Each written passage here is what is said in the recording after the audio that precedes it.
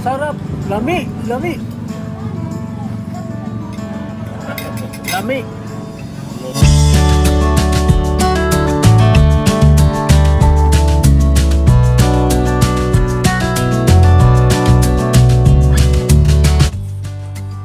Gusto na namin.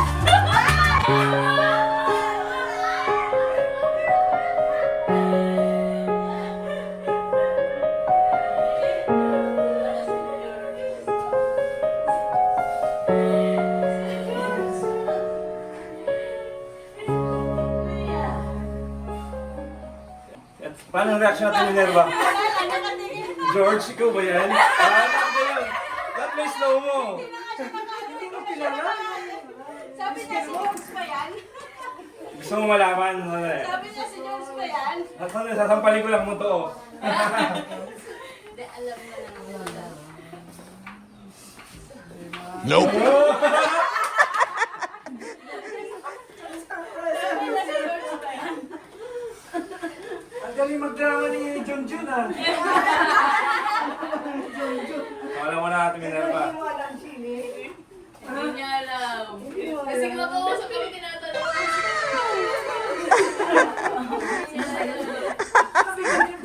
Hindi na kailangan ng video. Iniisip ko ko, may dumaan, sabi ko mukha. Kaya binantayan ko. Alam mo?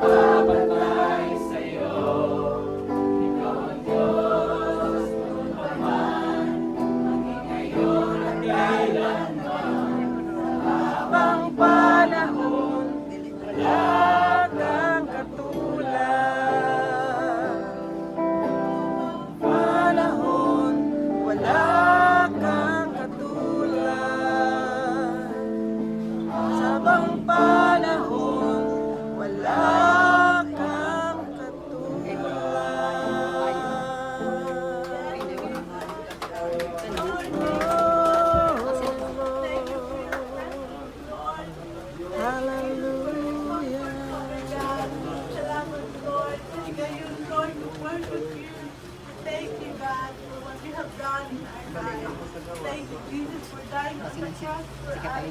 Thank you, Lord, for the justification of our sins. We became righteous, Lord, because you are the God who is righteous. Salamat, Panginoon. Thank you, God, for the promise of resurrection, Lord. Salamat, Panginoon. That is our hope, Lord. Na one day we will resurrect your own body.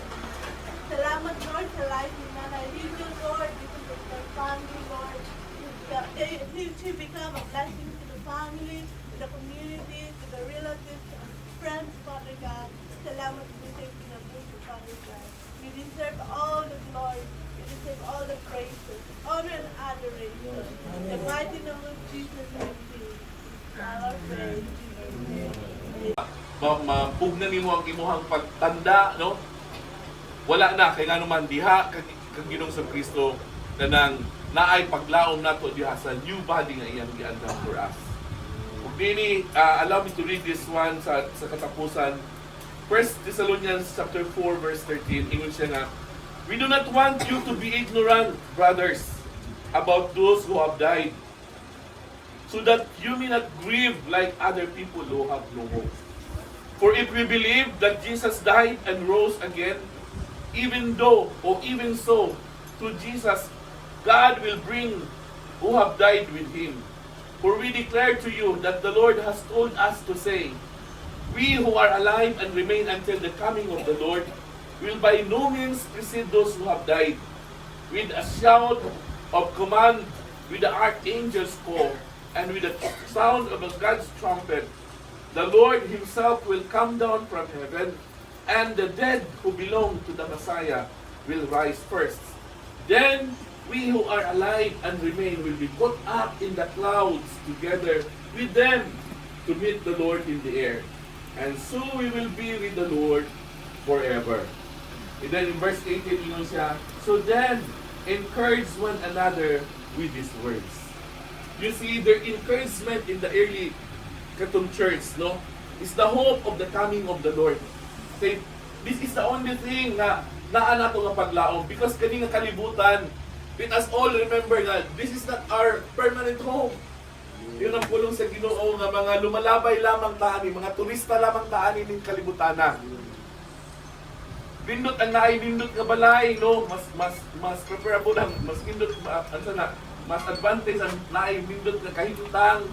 Pero let us all remember na this life dili lamang kutob diri, naay katapusan. Amen. Na naay hangganan. Walay mulungtan ani nga kalibutan. Aron nga babal-an nato og makapangandam ta nga hey, naaday lain nga place after this life. Ug ingon ang book of Hebrews nga, we are looking forward for a city whose builder and architect is God. Ang Ginoo may nagaandam ani. He was preparing a city to everyone who believe in His name. Munang, this is kani nga mystery mga igsuon is only for those who believe the Lord Jesus Christ. That one day, there will be a day na mubalik siya. Kung iyang pagabanhawon ang tanan nga nangamatay diha kaniya. Everyone who believes to diha sa Ginoo. Ang tanan nga nabilin nga buhi pa ino nagpulong sa Ginoo. This is very glorious day. Kay nga naman, iyang bayawon niya kung iyong nagpulong sa Ginoo. Sugato nato siya diha sa kapanganuran. Diha sa clouds. In the air, yun ang pulong sa Ginoo. And we will be with the Lord forever. Together with our loved ones na naadiha sa Ginoo. Yun ang pulong sa Ginoo. Comfort, encourage one another with these words. Kaya nga naman, kaning mao ni ang atong buhi nga paglaom in this life. Unang, let us not stop doing what is good. Dili tama, manang bisan kani nga kinabuhi, many of us has been blessed by the Lord. Even the blessings that we have in this life, kanang God purposely allowed that for you to be kanang naa nga life karon, maybe for you to be a channel of blessings also for others. Aron nga ang imong kinabuhi nga naa karon sa kabundansya, mahimong blessings pud ngadto sa uban. Mahimong katabang ka sa imong mga igsuon, sa imong family, no? Last night nakita nato kanang how pampered siya Nanay Lydia sa iyahang mga apo, sa iyahang mga anak, no? Kanang I know nga happy kay si nanay sa iyahang family lately nga kanang naga-aruga sa iyaha. So, hopefully kita po ng mga anak na nakakaroon diri, no? Kanang tagaan na to dakong kanang pagtagad ang ato ang mga ginikanan nga kanang tabangan nato samtang napatay mahimo. And even our desires to bless ang atong mga igsuon, no? Ang pagtinabangay, naman tayo nga daghang differences. But let's put aside ang atong mga differences. Let's allow God to work sa kanang unity and good works among our own families. Amen. After all, this life, sooner or later, will end up ani nga kinabuhi. Ang naa nato matong kumalit kay John, ang imuhang kanang kumbaga ang imong ikabilin, no? Ang imuhang mapabilin sa imuhang family, no? Ang imuhang mabati nila kung unsa ka, ang imuhang pangalan, your name. So today, my prayer, let us not kanang give up sama sa imong ni Paul, sama sa mga tao nga walay paglaom, because this life na ay paglaom diha sa Ginoo. So put your life diha kang Ginoo sa Ginoo. Trust Him sa iyang kinabuhi. Kaya naman, diha kaniya naa ang tinuod ng pagkabanhaw. And even evidence na sa life nga si Lazarus, nabanhaw bisan 4 days na siya nagilubong. Hindi lamang 1 Corinthians chapter 15, Paul naghatag po og mga kanang account nga daghay naka-witness nga si Jesus na buhi. Og even si Thomas kay na ni Jesus nga nakakita ka, you believe because nakakita ka nga nabanhaw ko. But blessed are those nga wala makakita kanako nga nabanhaw apan mituo sila. Og if you are happy na ikaw na karon today nga naata karon diri, we believe nga si Jesus nabanhaw, and we continue to believe nga one day we will be with Him forever. Kung iyon ang pulong sa Ginoo, bulahan ka, malipayon ka, ano yung pinagpili. So today, mo ni ang last na moment sa life ni Ate Nanay Lydia, yun ang pulong sa Ginoo, kay sa abog man tag-ihimo, sa abog punta mo balik. But we have hope diha sa life in Jesus. Ang akpat naman. Let us bow down our heads as we thank the Lord. Father, once again, we thank you sa imong mga pulong na among nabati karon.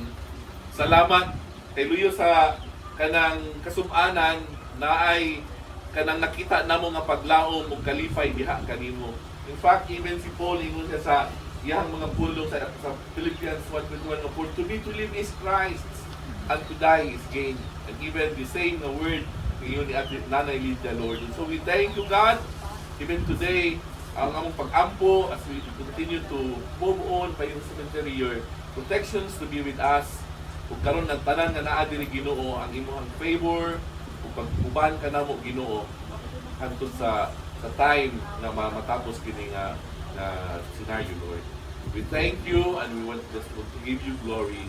This is our prayer in Jesus' name. Amen. 2 hours later. Yan! Hello, kabagting. Yung si Dora sa Castirso. Naka-video. Yan. Andito po kami sa Bislid.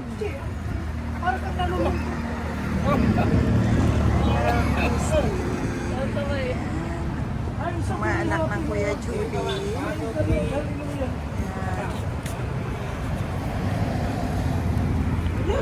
Yan ang mag-asawa. Kayo po. Sige. Kayo naman. Kayo naman dalawa. Mag-lips-to-lips tayo dito. Stilano. Ganda ng view. Kaya nga, oo. Hello, kabagting. Sige, halika na. I-continue mamaya. Nakapayong talaga kami.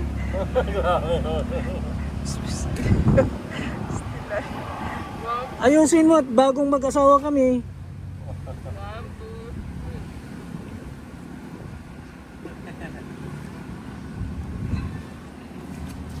Talagang pang sinima itong style ni ayos. For one was amin.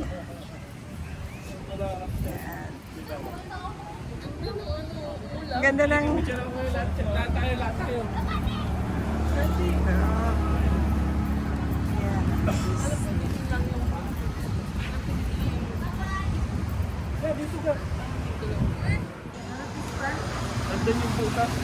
Pero nakalagay dyan. Ito daw yung lagoon.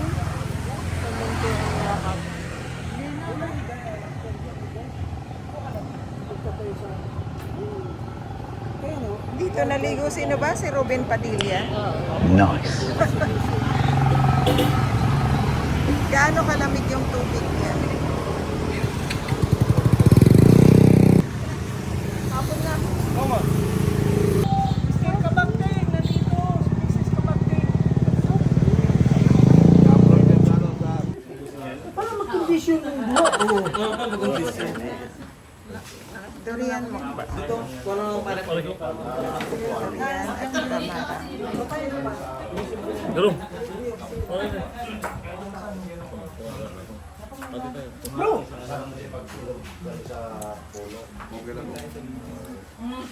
Si Aris hindi kumain. Ikaw, ayaw mo din? Yung marang. Pareho, marang masarap. Hayaan mo lang. Busy. Parang atis lang. Tikman mo dali. Isang buto lang. Mamis. Hindi ba alam yun? Pinunta niya sa Mindanao yung dinikma. Alarm kasi wala namang signal, walang makakatawag. Parang itulog niya pang alarm. Umuwi ka na Mindanao. Ito isa. Kahit isang piraso lang ng durian kinti, mahal eh. Pag 10 pesos lang. Parang atis lang itong marang. First time lang yan eh. First time. Pag susubukan mo, sakit yan. Parang broken hearted ka lang yan eh. Parang Nasa ganun lang. Parang pag-ibig lang yan. Parang nasa 450 pa galit ko sa amin. Kumain nga kami. Di mo nakita kumain kami. Oo. Kakain. Parang atis Sarap lang. no? Parang hindi ka mapagalitan ng mga pinakain ko yan. Kung ako lang sa'yo Oo, silang kuya Parang mo. pag-ibig lang yan. Parang pag-ibig lang yan, Ron. Si Third, ano ba yun na? Wala kang marinig. Gagawin. Tapon bislig. Ayan. Mag-dinner kami ng barbecue. Kaya po na cute na eh.